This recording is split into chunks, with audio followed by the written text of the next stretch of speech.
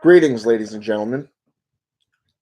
Let's discuss today dedication and worshiping the Deitus versus prayer. Many occultists today will tell you that praying to a god or gods, be it male or female, is a Hebraic system, and therefore they will warn you against it. But what is the difference between being dedicated to a Deitus, to the Deitus, be it male, female, or maybe both at the same time, versus, say, for an example, worshiping them? There are many examples of worshiping a deity. In the old days of ancient Greece, there was virgin sacrificing cults. You have the cult of Isis. You have the ancient Incas and Aztecs that gave human sacrifices to the gods through their dedication, their prayer, and to their worship. Even the ancient Druids utilized some form of human sacrificing.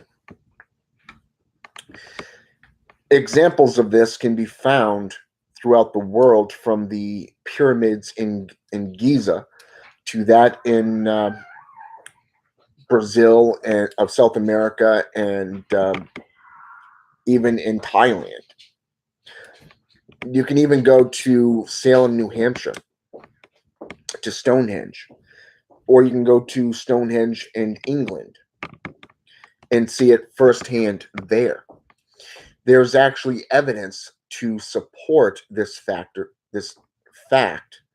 due to the fact that it's literally in the writing, the hieroglyphs, the way these altars are set up, and it correlates in different mannerisms.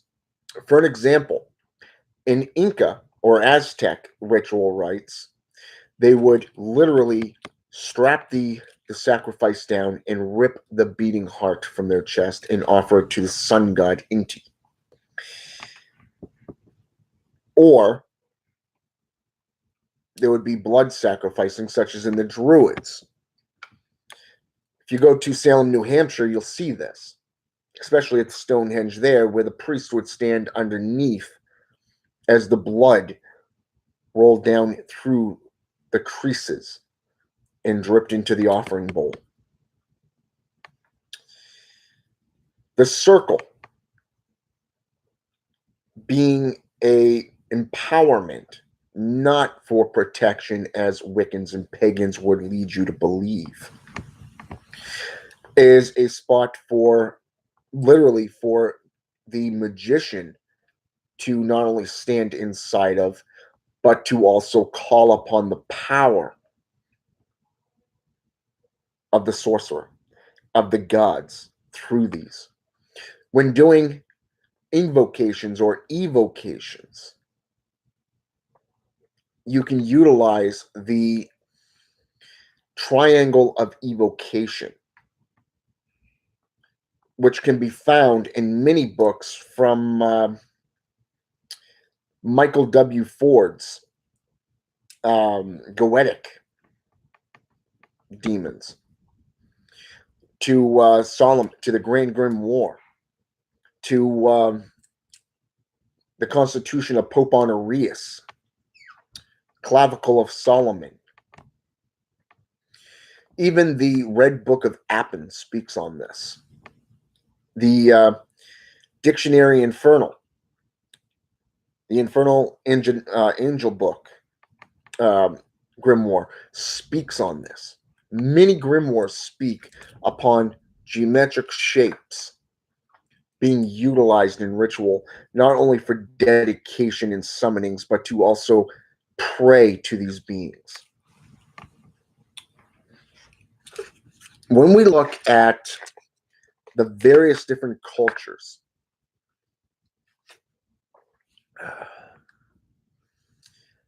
we see how their traditions are different. Shamans, in ancient shamans, they utilized the blood of animals as a purity factor that they would literally drink. The Amazons were notorious for this.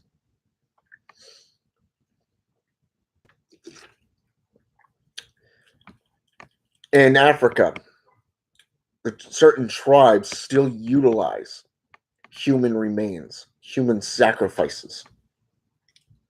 Today, they are known as the Boko or Bokor, depending on the tradition and location of the world.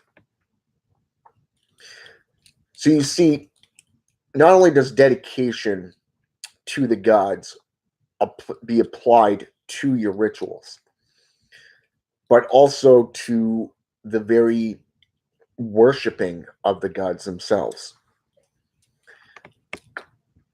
For an example, blood offerings to the Dark Ones was a way to awaken the portals between the living and the dead. It was said that blood was the agent or the solution between life and death. The Witch of Endor was notorious for bringing people back from the dead, much in the same way as Jesus Christi or Jesus Christ to Lazarus. Was this a symbolization of the Lazarus pit, or was it Lazarus the man? And not mentioning the other one, the little girl, the Shantarian's daughter. This is also classified today as necromancy. Necromancy back about 500 years ago was associated with vampirism. Vampirism was a way to stave off the negative effects of the Da'ath energies. Whereas 1,000 years ago, it was a way to commune with the gods themselves. 2,500 years ago, blood was spilt in the name of the gods. The Colosseum in Roman times was a prime example of how the gods were honored just by certain gladiators being painted certain colors. For an example, the Greek god of war, Ares. Red paint symbolized war, bravery, dying with honor was a way to fall into favor with Ares, the god of war.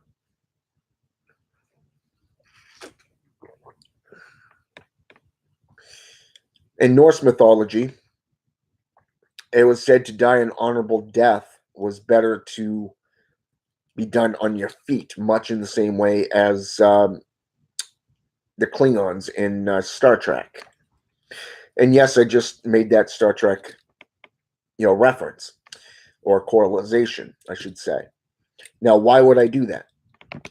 Well, a lot of these things, the things with Hollywood, especially today, is you have to discern what is real and what is not.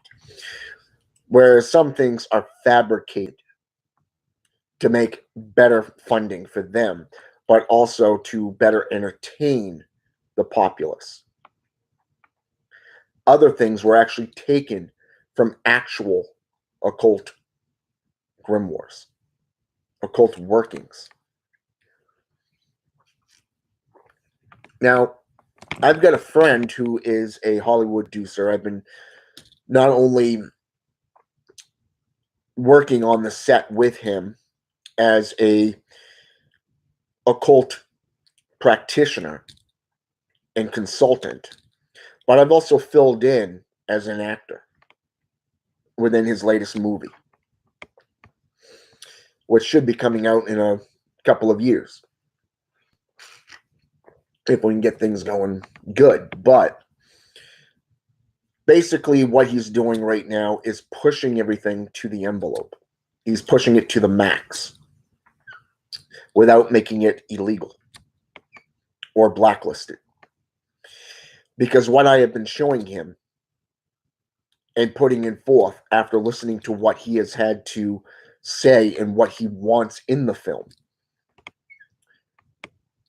I have not only taken it from being a normal movie or your average occult movie, but I've spiced it up to the point where it actually correlates with actual rituals, actual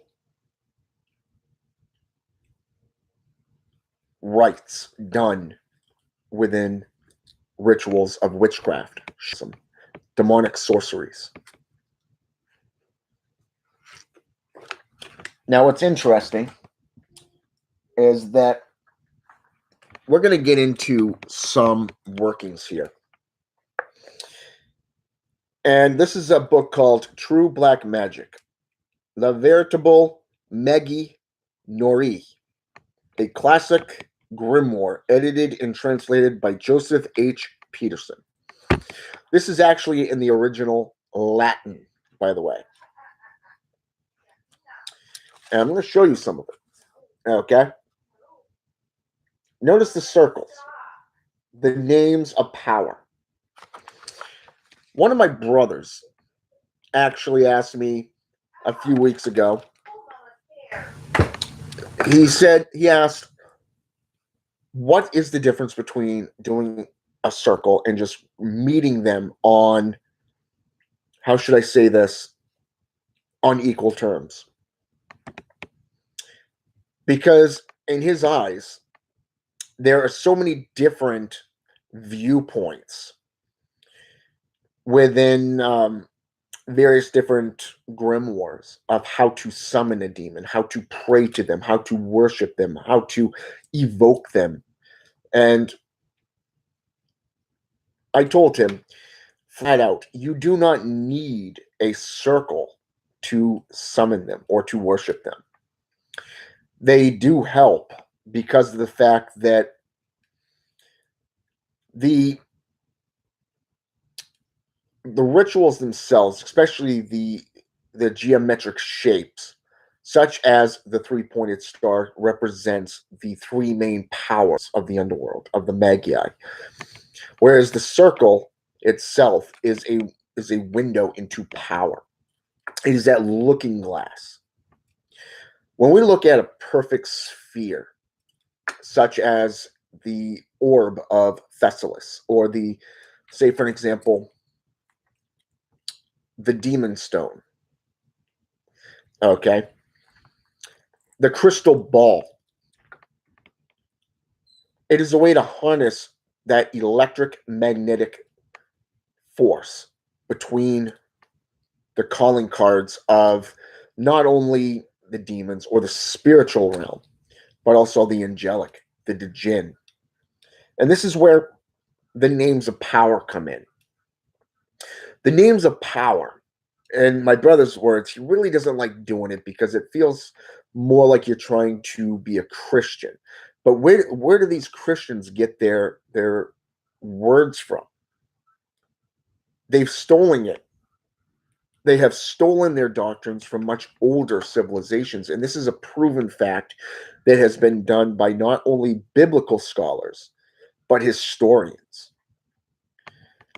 and occultists worldwide for the last 400 or 500 years.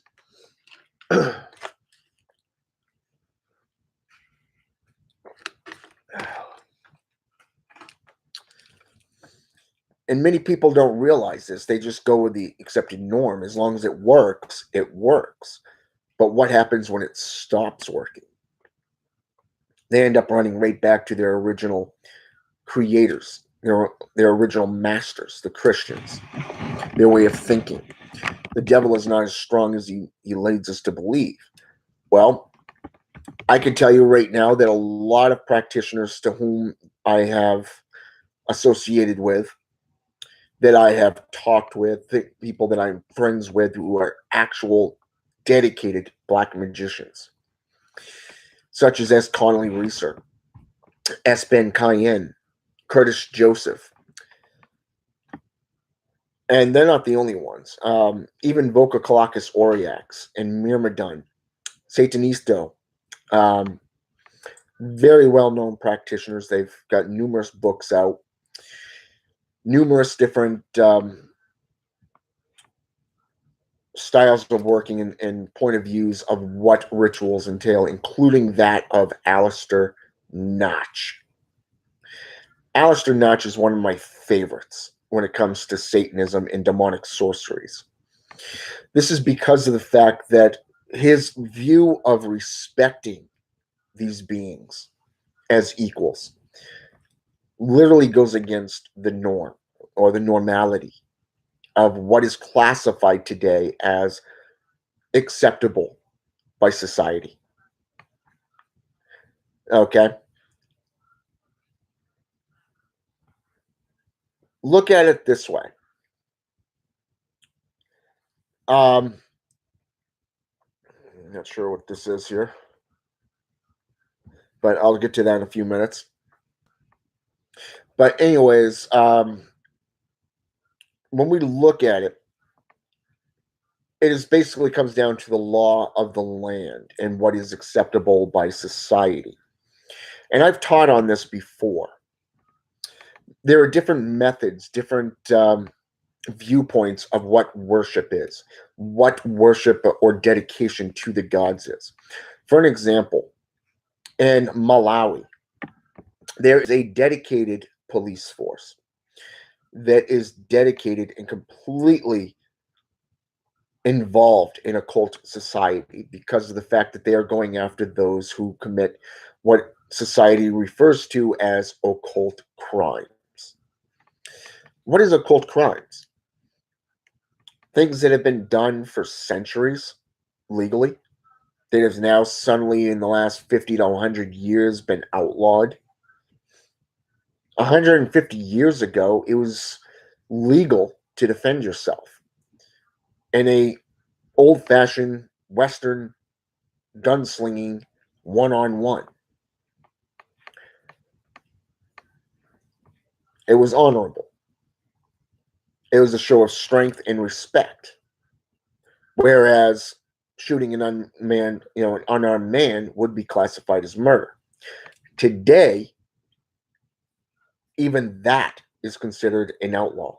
It is outlawed. You become a vigilante. You become a villain. And this is where the Christian views come into play, because one of the top 10 commandments is thou shalt not murder. Thou shalt not kill. And yet for hundreds of years, even they, in their duality, have murdered. They've waged wars. Abram being the most richest and wisest of the prophets, or the go-to guys for their God, had the largest army. And even he went to war from time to time to back up other civilizations. Much like the Jerusalems used to do, backing up different districts. Even in Asia, the same things apply. Tribes formed relations, treaties.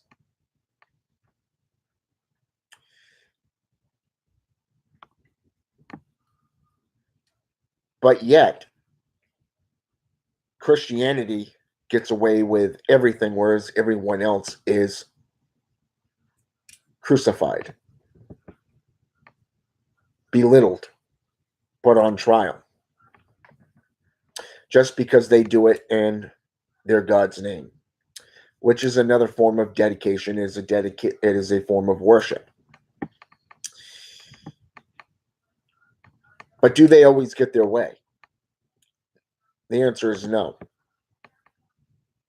Because when you have somebody that knows what they're doing, somebody who knows the laws, someone who knows how to get around certain activities, you can literally put them in their place.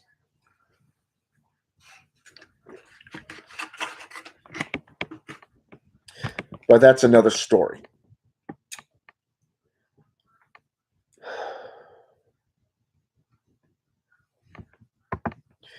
All right, there we go. But the geometric shapes, such as the circle, is a way to empower. Much like the human skull is a resemblance of the portal between the realms. It is between the land of the living and the land of the dead. Certain bones, such as the hip bones or the femurs, fingers, can be utilized in black magic on a wide scale of topics. But these things today are illegal for the populace, especially here in the United States, because they have, this is kind of hypocritical right here because of the fact that on one hand, it is illegal to defile a corpse of any kind. But yet there is no law in the United States about cannibalism. Go ahead and look that one up. I kid you not. When this was brought to me by a 19-year-old, I had to actually look it up myself because I thought he was pulling my chain.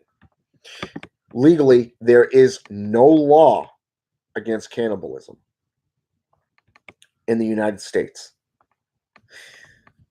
which is hilarious because there are numerous laws about defecation, about proper respect for corpses of any kind. Doesn't matter if it's human or animal. It is the exact same thing. They have certain individuals who are licensed. They have to deal with this stuff.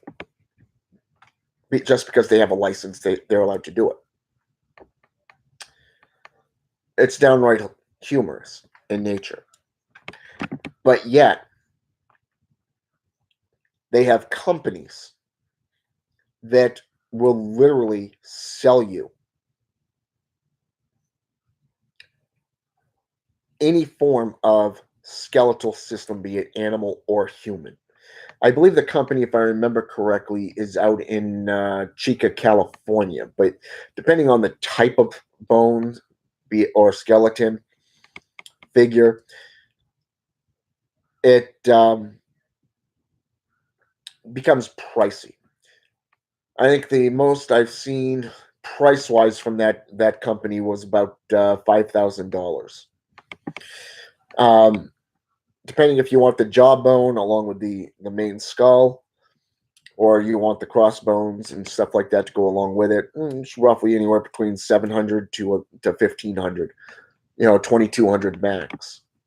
But there are skeletal bones that they do sell that will cost you at least $5,000, which is downright amusing.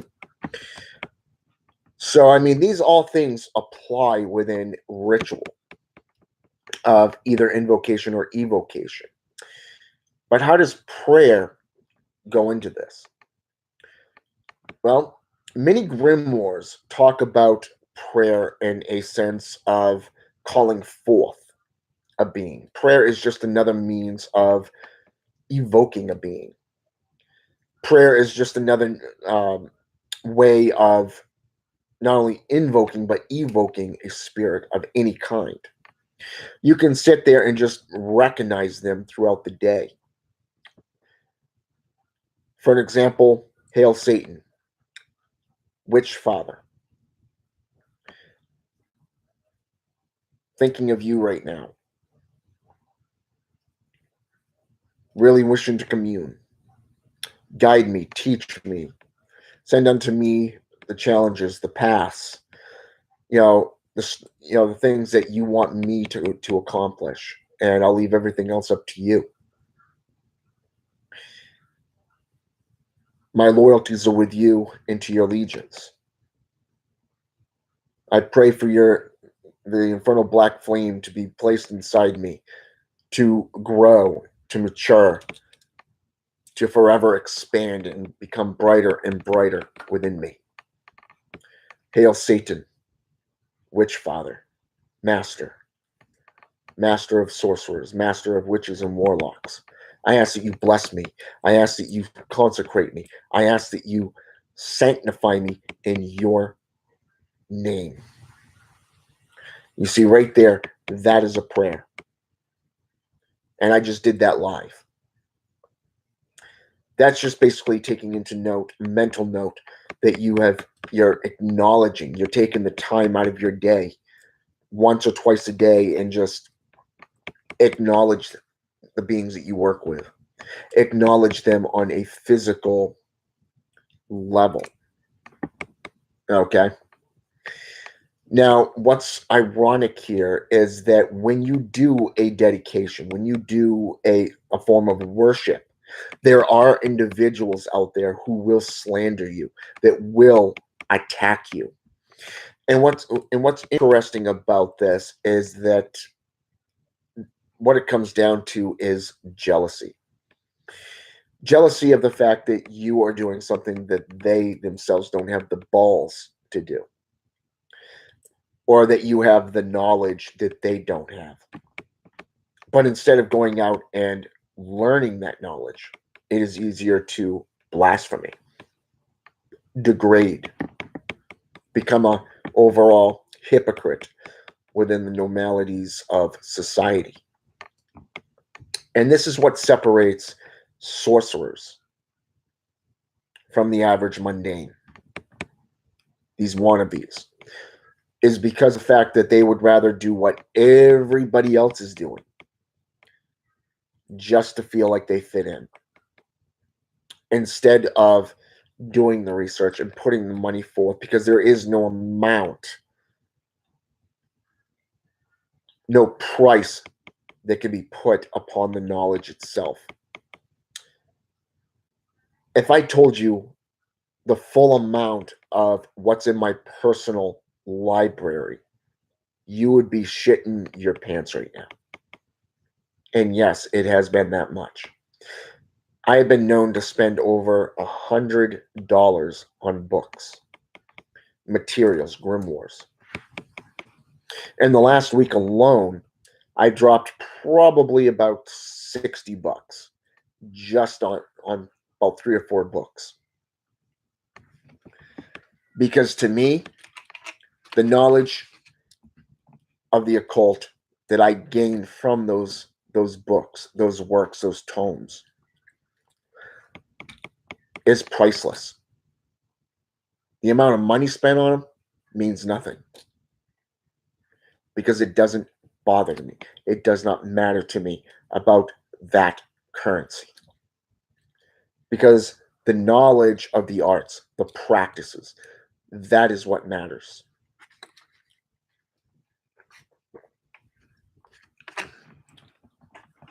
And when serving as an apprentice to a spirit, to a demon, or to an angel, or to a djinn, even if you're just working one-on-one with a spirit,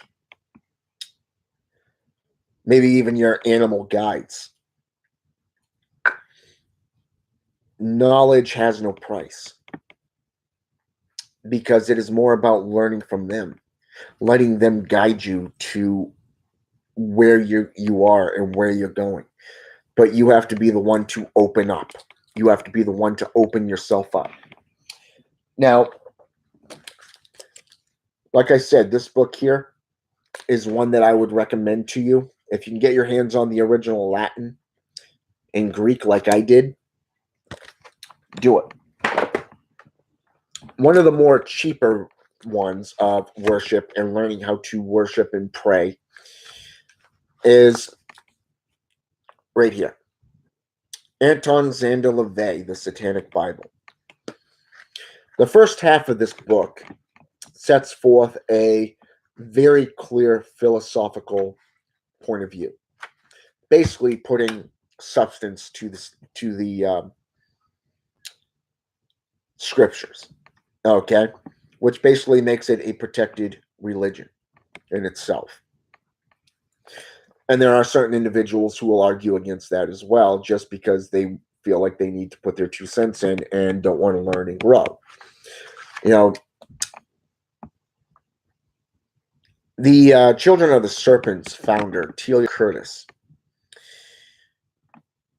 and I am going to pick on her right now for this because of the fact that since I just touched on the First Amendment of the United States Constitution about protected religions and separating church from state, stuff like that, I ended up getting into the political aspects of religions. And I ended up dropping one of these bombshells, literally with references, chapters, the whole kit caboodle in her group, which was a Facebook group. And she argued with me back and forth that it was not, that Satanism is not a protected religion. When I'm looking directly at the First Amendment in detail, telling me flat out that it is not a protected religion, yet in this book, in the First Amendment, it clearly states if a religion has doctrine, if it has a church or ritualized foundation, if it has a following, if it has scripture, it is considered a religion, and therefore it is protected by the United States constitutional rights, which means you can go to the American Civil Liberties Union, you can go to the Department of Justice and file official reports if your religious views are being violated. Because of the fact that under religious land use and personalized religious acts, if you scroll down to equal terms, it clearly states that no individual, sect, assembly, or organization has a right to limit nor to deny your religious belief system. Okay? And that's pretty interesting to note because of the fact that Telia, no matter the fact that how much evidence I put forth, not only off Google, but photos of the book that was literally right in my lap, talking about the freedom of religion, okay, and the acts that go along with it. She argued up one side and down the other. A friend of mine jumped in, and he wasn't the only one that jumped in, by the way, and clearly said that she was wrong. And then she fired back and flat out claimed to have worked for a government agency. Well, I don't know about you, but what's the first thing that you see when you go into a government building? When you look at the wall, not only do you have the names, but you've also got the United States Constitution up there. At least in most federal buildings that I've been in. And yet, given all that proof, she still claimed that it was not. Next thing I know, she had banned me from her little organization, which is no big loss. And she archived it so nobody else could post. And then she goes off and creates this YouTube channel. And then reports started getting to me that somebody from her organization had been bashing me behind my back and slandering me, which is defamation of character. It's slander, which is against the law, and that individual could be sued in a civil suit. Now, depending if it's considered stalking, harassment, say for an example, how should I say this, cyberbullying. These are actual criminal laws, federal, to be precise. And between her, Caitlin, and VK, who are continuously doing this, not only to me, but to some others. But at least VK actually had the balls to apologize like a man and stated that he had been fed misinformation. And yet he's still hanging around with the people that are still trying to lead people down that path of misinformation. But to each his own. That's the way I look at it. So, anyways, The first half of this book is a set physical manifestation of a physical doctrine. It is a physical or philosophical foundation. The second one, the second half, the book of Leviathan and the book of Belial, that's a good question, Lilith. What government agency? And I apologize for not following through, responding sooner. I was wondering what this thing was over here in the corner because I just set my laptop up to doing live videos. So I was trying to figure out what this thing was over here on this side of my screen. So as soon as I clicked on it, I realized people have been actually listening and asking questions, and I didn't know that. So that tells you how far along I am with technology. Yeah, it's so far out there. I'm not catching up anytime soon. But anyways, that's a good question, Lilith. I have no idea what government agency she was referring to. But as for the government agencies that I've been in, is the places that deal with SSI, the places that deal with like the FBI, for example, you can go into government buildings such as the courthouses. You can go into places such as, say, for example, let's go with the places where you go to get your EBT and like your healthcare and stuff like that. They've got different names for them throughout the country. Like in the Northeast, it's the Department of Human Services, whereas down in, say, for example, Tucson, it is the Ecological Human Foundation type, embassy type thing. But as for where Caitlin supposedly, or not Caitlin, but Telia rather, supposedly served or worked at, I cannot speak to that. I only know what she had stated, and my brother Brian Snelling can actually confer to that conversation. And yes, it is blissful. Ignorance is definitely blissful. But this is something else that I also want to touch on, is the Church of Satan. Atheistic Satanism is one of the biggest things of hypocrisy out there, because they believe themselves to be a god. They've already made up their minds that there is no God. There is no heaven, hell, no form of black magic, but yet they do rituals. That's a form of hypocrisy. But they'll sit there and say, well, I am Satan. Well, if you're Satan and there's 7 and everybody is their own god, as you claim, then that would make 7 billion Satans. Yeah, it's the same one up here, Lilith. But anyways, I wanted to share something with you to contradict this. Okay, they say there is no Satan, that it's just a title given to those who oppose the normalities. Therefore, come ye and obey your creation. Visit us in peace and comfort. Conclude us receivers of your mysteries, for why our Lord and Master is the all one. That is on page 186 in the Satanic Bible, underneath the 5th Enochian key. Okay, now I'm going to go up a few more pages here to, let's go with the 12th Enochian key.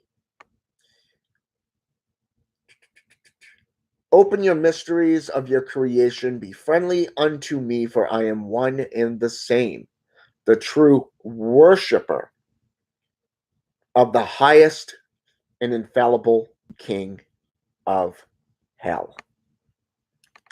Again, you notice the term worship, worshiper.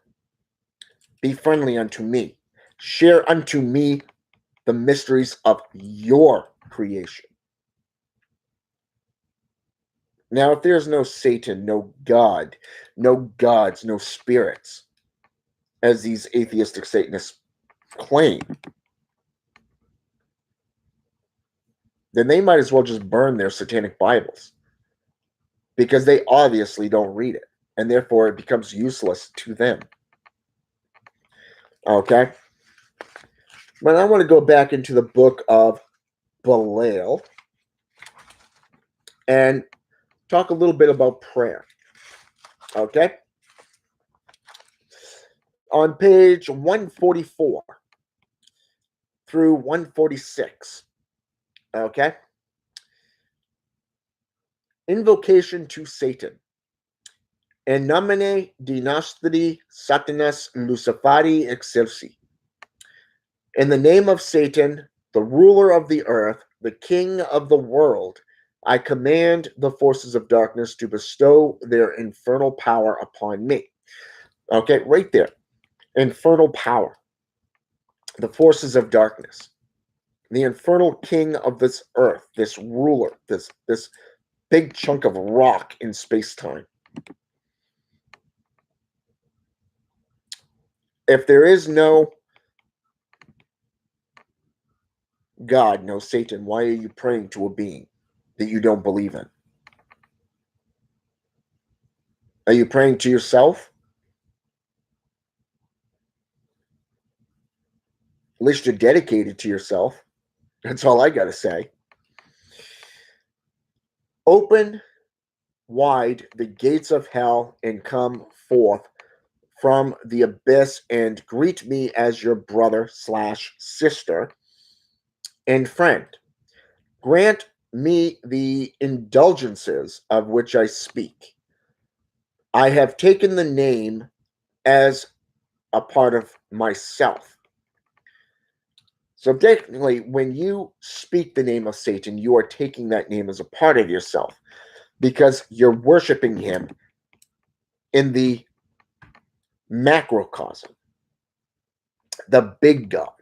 Whereas when you're glorifying yourself in the works that you do, you're dealing with the microcosm, the little God. Okay, it's like having the gods versus the demigods. Okay, you have the 11 gods, and then you have the demigods. The Titans versus the gods of Mount Olympus. Zeus, Poseidon, Hades, the three brothers who defeated the king of the Titans. He who ate his own children. Oops. Did I burst your bubble on that one? I live as the beasts of the field, rejoicing in the fleshly life. I favor the just and curse the rotten. By all the gods of the pit, I command that these things of which I speak shall come to pass. Come forth and answer to your names in manifesting my desire, or by manifesting my desire. Oh, hear the names. And then the next 2 pages are the infernal names. Okay? That's just right here in their own Bible. All right? Now, the third book of dedication and ritualized worship, the symbolism behind everything, is by Turk Suzij, the Demonic Bible. Okay? This deals with every type of, I guess you say every type of order. All right? Which is kind of funny because of the fact that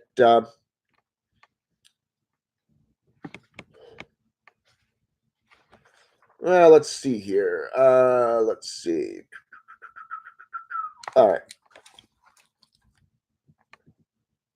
Let's go to the locks. Okay. No. Let's go to something different here. Let's go with all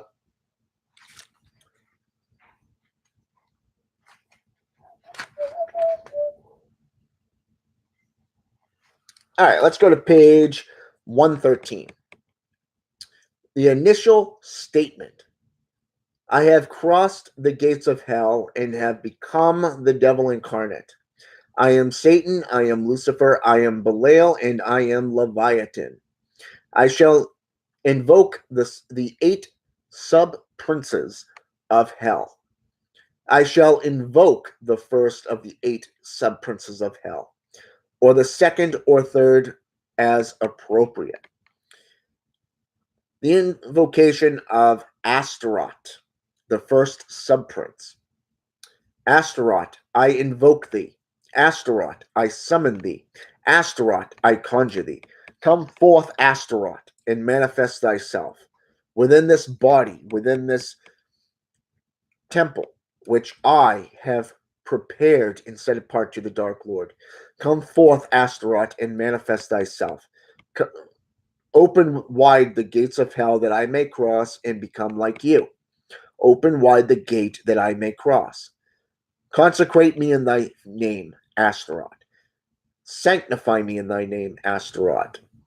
Bless me in thy name, Astaroth. Come forth, Astaroth, and manifest thyself. Come forth, Astaroth, and manifest thyself. Drink from the chalice. Okay? Now, why did I just read that to you? Okay? Again, right there, that was a form of worship. It was a form of dedication, but it is also a prayer that is being read to the individual, Deitus, deity in Latin, meaning that I was just invoking them, I'm summoning them, I'm channeling them into myself.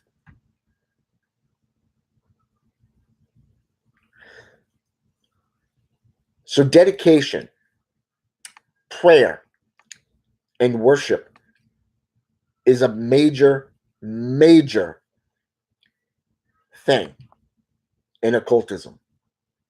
Any path you choose. You look, even the Christians go to their churches and they bow their heads at the altar and they pray in a form of worship and prayer to their deity. Muslims will face the east or the west, depending on the time of day, and do the exact same thing 3 times a day, like clockwork. The Hebrews literally will prostrate and pray. Shaolin monks or the Tibetan monks will sit there daily, contemplate on the enlightenment, and find that hidden knowledge within themselves and commune with Deitus through their higher state of being, which is downright interesting in itself.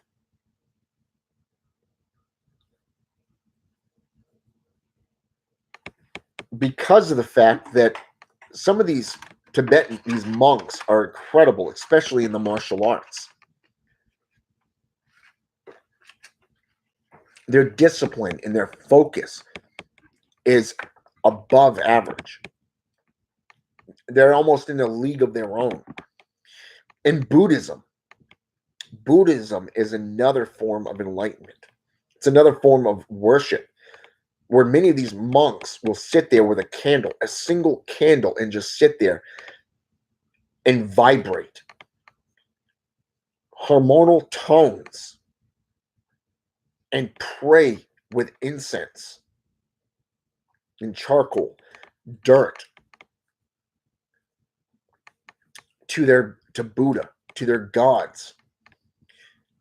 The Chinese are the same, the Asians are the same way within their forms of Buddhism, because they believe in multiple forms of hell, different hells, literally, instead of just one overall kingdom.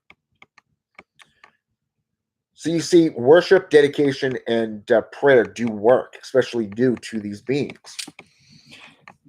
But then you have Tentatio Diabolus, by Myrmidon Pontifex Maximus.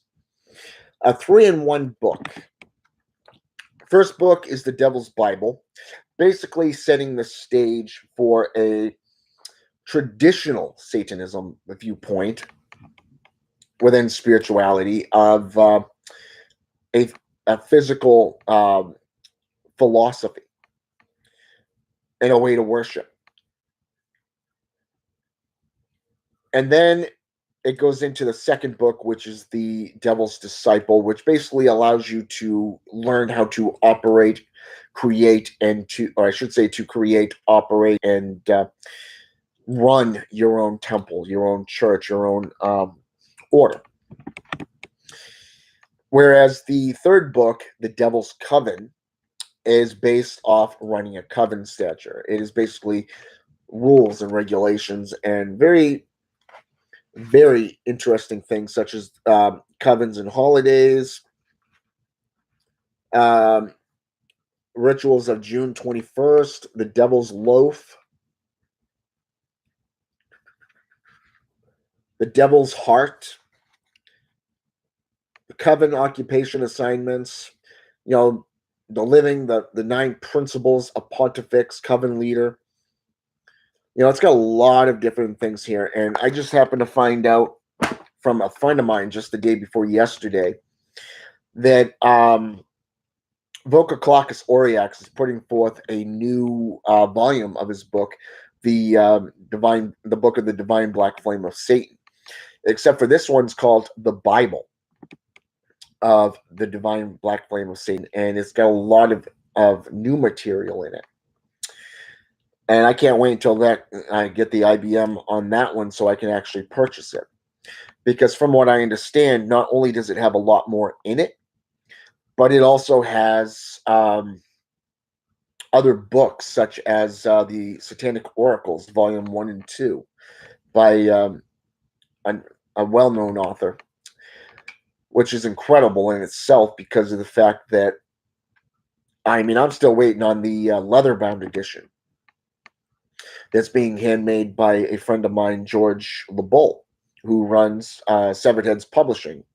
Although, from what I understand, he actually handed it over to Voca Claucus to run. But anyways, not really sure what's going on with that. It could have stayed the same, or George is just running it again. I don't know, because it's been a few days since I've actually talked with him. But also the fact that Severed Heads Publishing is one of the best satanic occult stores out there because they have a lot of information on the ONA, but also the Order of the Nine Angles. There are little pamphlets that they do break them down into small independent formats, which is pretty good. But they've also got actual books and stuff like that based off Satanism.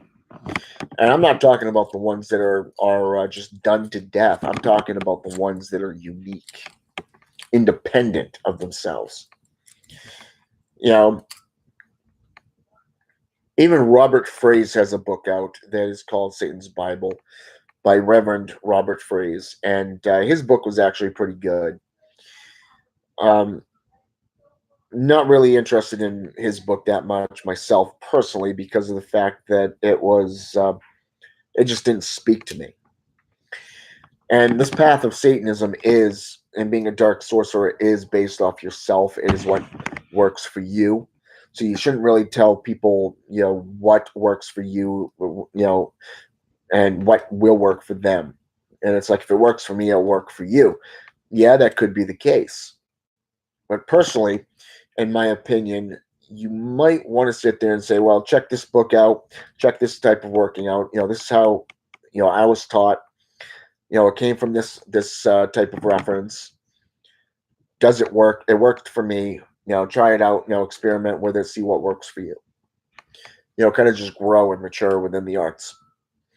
Instead of being stuck in stagnation and just being a part of, how should I say this? The overall normality of society's right and wrongs, black and white issues and viewpoints.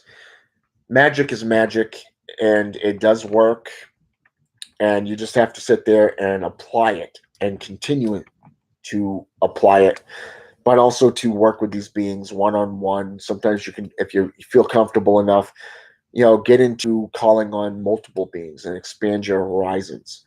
Work with them as a whole, almost like a coven setting. The reason it's called the Order of the Black Thorn, my order, is because of the fact that it literally is a ring with thorns wrapped around it, set ablaze. It is the infernal black flame burning bright, the beacon of knowledge. Doesn't matter where the knowledge comes from, because the knowledge is knowledge, and if it's about the occult, it literally sets forth higher states of understanding. And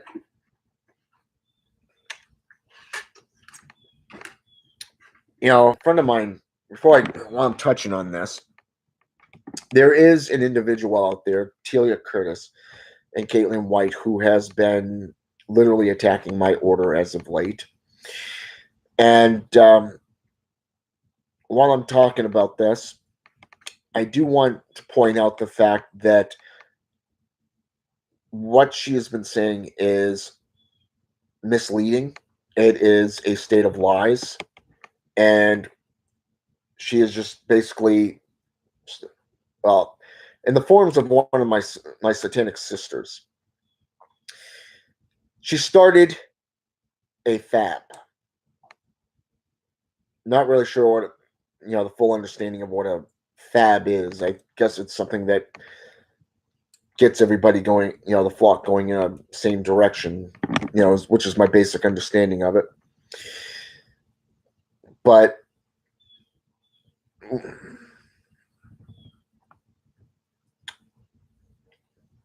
basically, she's trying to make a name for herself, and the best way that she knows how to do that is to attack those who are already established in the occult community as being teachers, guides, and representatives of the beings that we worship, that we're dedicated to, and that we pray to. So that's her choice, really.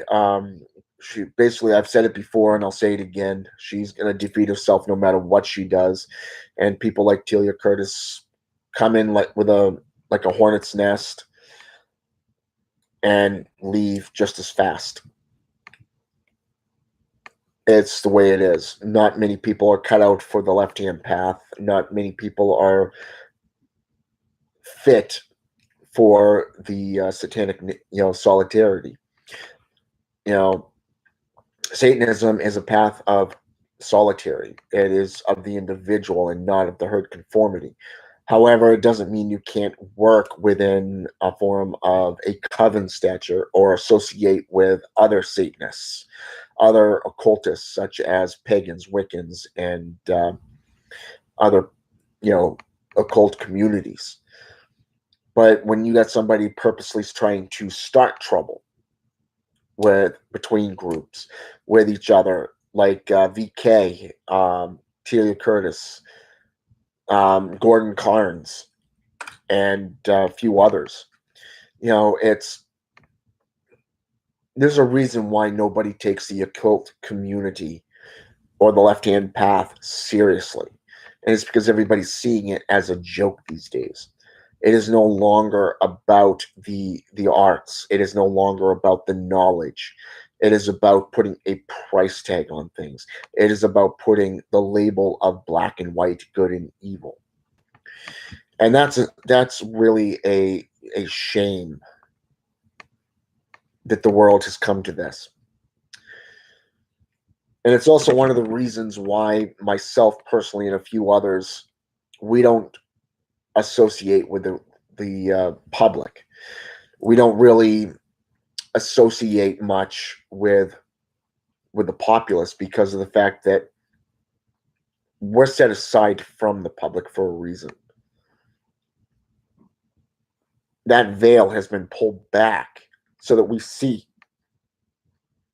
the lies. We see the scrutinies, we see the falsicities, and we want nothing to do with it, because to us it's all about the sorceries. It's all about the knowledge, the understanding, and the wisdom that goes along with associating with Deitus. The Cabal is another prime example of what occultism is. Some of their members are spectacular within their knowledge, one of which was actually on his deathbed, from what I understand, and forged himself in sorcery and defied doctors. They said he'd never walk again. Well, he's moving around, doing videos. I'd say he did the impossible, or what the world views as impossible, because he didn't allow those limitations to be imposed on him. Come to think about it, if I had actually accepted everything that was told to me, I wouldn't be where I am today. People have said that I would never get my black belt, I would never drive a car, I would never, be able to do this or that, this can't be done, that can't be done. Well, I'm the guy that proved them wrong. And that's because I didn't accept their way of thinking. I didn't listen to their limitations. I didn't put limitations on myself, but instead I forged myself in sorcery. I forged myself in the knowledge and the wisdom, and I've delved face first into the occult. And when working with these beings, these awesome beings, they've taught me so much throughout my career as a black magician, as a dark sorcerer. And I've actually tried sharing the knowledge on Facebook and here on YouTube over the last 5 years worth of videos and posts, and just individual posts, and it's nothing but bullying and harassment and shunning, which is just the reversed version of Christianity, of the Hebraic systems, which is why, as of late, I've been literally keeping to myself, contemplating on my order, the Order of the Blackthorn, and the Knights of Belial, which are 2 Facebook groups. Got a page for both set up, and I've even got a group for personal students called the Career Black Magician Training Course, and it's actually free. It's got so many different PDFs in there. It's got so much information in there that it's going to take you a lifetime, or at least years, just to go through all of it and actually gain a full understanding of what it is that you're reading. And I'm still putting stuff in there daily, and or not daily, but weekly. And I'm actually writing my second book as well. My first book I put in PDF format and shared in numerous different groups. It's called Satanism, the Philosophy, by Angelus, the son of Abaddon. And what's interesting about this is there are so many. One of the biggest questions that always came up to me was which path of Satanism was correct. One of the biggest things from the mundane that always came to my attention was they always applied Satanism to criminal activities. They always referred to Satanists and Satanism as being evil, without having any grasp or understanding of what Satanism is or what it is about. So I wrote this book. It's about 14 pages in PDF form, and I shared it through my Gmail to those who wanted it. And I placed it in so many different groups, satanic and groups out there on Facebook, that I wanted people to gain a better understanding of what Satanism is. Is that Satanists follow a form of some form of code, be it the 11 adversarial doctrines by Michael W. Ford, The 9 satanic sins, the 9 satanic statements, the 11 satanic rules of the earth, the 21 satanic points by Anton Zandalabay, be it the 13 laws of the Brotherhood by the Brotherhood of Satan, you know, and basically detailing what Satanism is and what it is not. Try to just close that gap, that division, that adversity that people have set and put in motion throughout the centuries of what is good and what is bad, what is evil and what is classified as good and such. I wanted people to actually see this firsthand, which is why I wrote that book. And unfortunately, I couldn't find anybody who was willing to publish it. I went to S. Connolly Research. I went to Severed Heads Publishing. I went to a few others, and nobody was willing to publish it, to actually show, put it in physical book. So I tried. It was actually recommended that I go to Lulu Publishing, but I couldn't, because of my lack of understanding when it comes to technology, because I'm so old-fashioned, that I didn't really understand how to set it up. And I had a sister who was willing to do that, but at the time she had so much going on that she couldn't get to it. So to this day, it's just in PDF format in groups and in my Gmail. But I am currently working on my second book, The Master Grimoire of the Warlocks, or The Warlocks Master Grimoire. I'm still playing around with the title. And basically, this book is more of the left-hand path, because what I'm doing is I'm describing the actual lineup of the underworld, from who's in charge to what division, what ranking system, who's under whom, how does it line up, like a ranking system. And I'm not really doing what a lot of people did, like for an example, Michelle Ballinger, or Ballinger, through her book The Dictionary of Demons, or Rosemary Ann Gully, Encyclopedia of Demons and Demonolatry, Gustav Davison, Dictionary of Angels and the Names of the Fallen, Angels A to Z, which is pretty good book, but they put them all in order, like A to Z type thing. And they do give references as to where these beings can be found and how far back they can be traced. But nobody's taken the time to literally show the actual hierarchy and how it's set up. Instead, you got different hierarchies being viewed from different authors, such as Dante's to Dr. Rudd's, the Clavicle of Solomon, or the Gosha of Solomon, and such like that. And it just piles on and piles on. Next thing you know, you got all this confusion. And as a satanic brother once put it, he came to me and he asked point blank, he says, which one of these is the actual, path, of the hierarchy? So there's so many of them. How do you know what is real and what is not? And I told him, I filled him in on my own practices, my own studies, my own research, and what I found out. And we started talking, and I said, you know what? I'll write a second book. This one's on the hierarchy. And I've got so much information just on that alone. I mean, it's enough to fill up a lot of 3-ring binders. But here's the thing.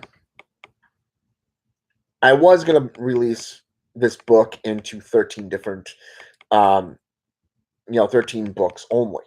Kind of like what E.A. Coetting did, because I didn't want it to be a, over the hill, overly done, overly populated, sought after type book.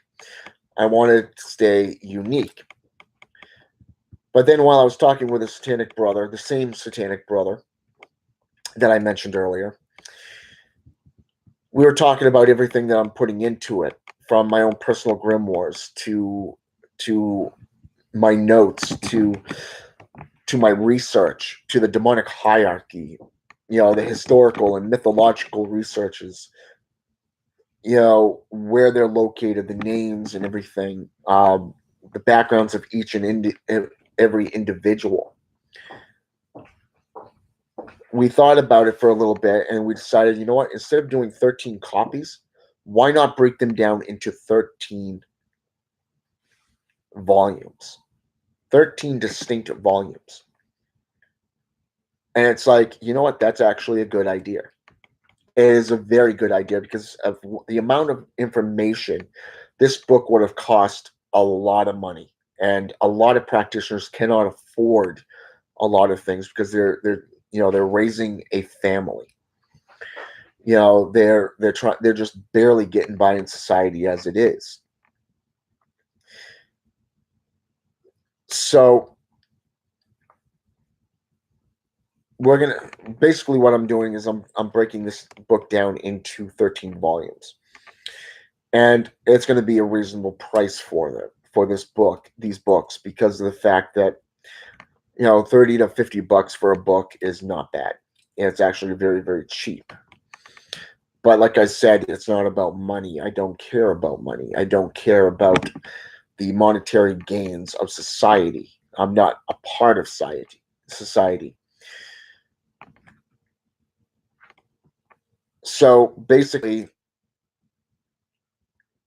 once I get this book finished and everything's typed up, I'm going to have a copy on PDF form. I'm going to have copies of it, each one in PDF format, and I'm going to have one in paperback, so I know what's what.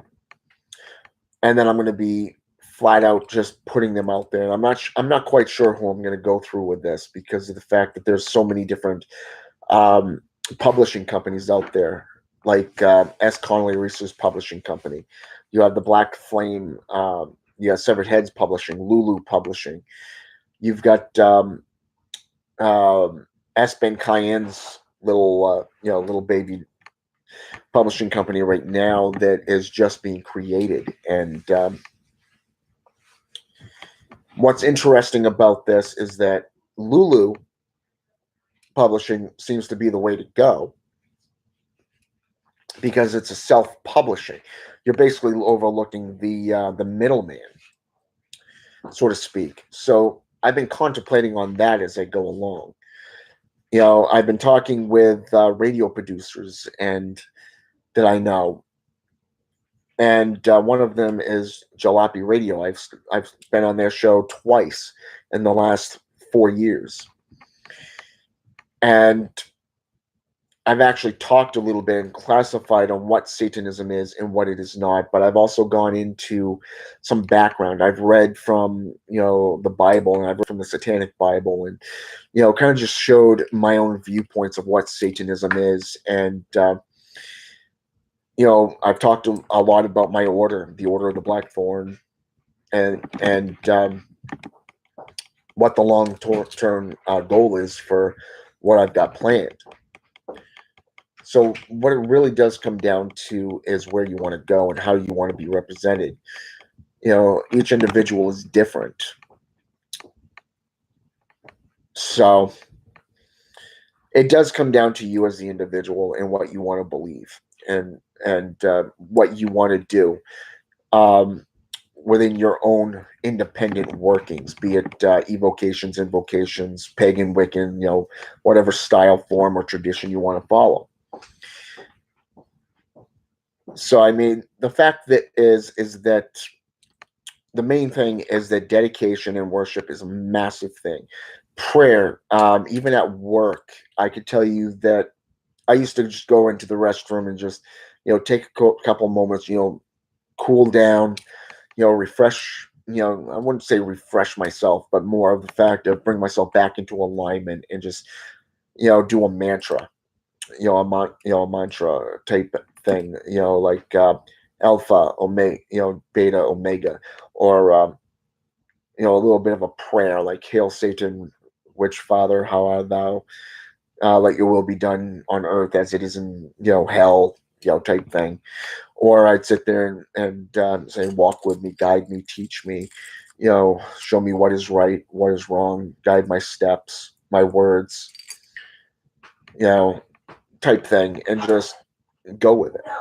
Let it come from the heart, let it come from the mind, and just literally just be yourself. But you're the only one who can discern whether you want to grow and become into a sorcerer and rise above this pettiness of diversity and adversities, these divisions of who's right and who's wrong, the slanderous natures of society today, or rise above it, literally either live in it or rise above it and just be forged in sorcery and just benefit yourself and those that you commune with, such as your coven, your order. Um, Say, for an example, your students, your apprentices. Because when it comes down to it, that's what it's about. It's about self improvement, it's about self betterment, it's about enlightenment. And learning from the past is a way to view the future. All right. And only you, as the practitioner, can discern that. Only you can discern how far back you want to go. Do you want to stay in the now and stay in what's been done to death, or do you really want to go back and literally see how things were done and why they were done that way? Who were they before they became demonized?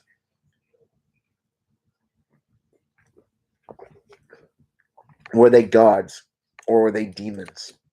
Were they angels? Was there one or was there many gods? How were they viewed and such? Where did this information come from? The only way to do that is to literally delve into the arts, delve into the mysteries, the mythos, world over. And you'll see exactly what I've seen. And I'm not the only one. So with that said, this video is coming to an end.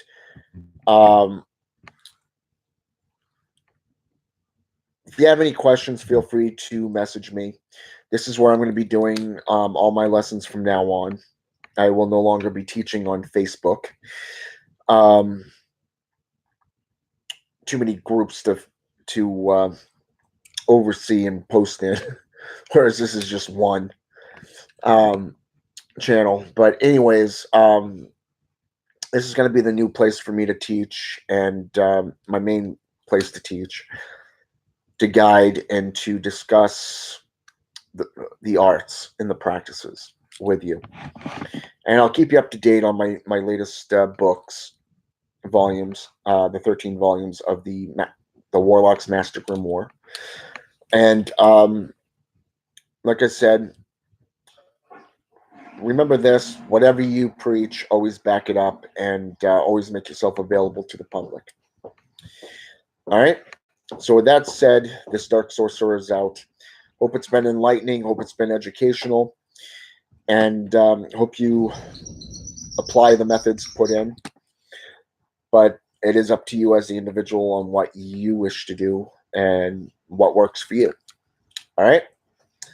Enjoy. This Dark Sorcerer is out for the day. I might be on later. I don't know yet. All right? Enjoy. Oh, I forgot.